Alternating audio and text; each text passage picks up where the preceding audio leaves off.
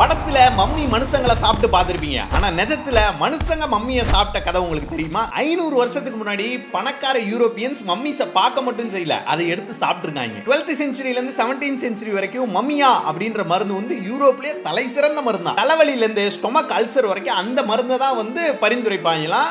அந்த மருந்தை எப்படி தயாரிக்கிறாங்க அப்படின்னா, அந்த காஞ்சி போன மம்மிஸ் இருக்குல்ல, அதை வந்து பொடி பொடியா ஆக்கி அந்த பவுடர் தான் அந்த மருந்து. ஒரு கட்டத்தில் இந்த மம்மிஸ் எல்லாம் தீந்தே போச்சான். ஆனா அந்த பணக்காரங்க கேட்டுக்கிட்டே இருந்தனால ஃப்ரெஷ்ஷான பாடியை மம்மி ஆக்குறது, அப்புறம் வேணும்னே கொலை பண்ணி அதை மம்மி ஆக்கி அந்த பவுடர்லாம் கொடுத்துருக்காங்க. இது 500 வருஷத்துக்கு முன்னாடி.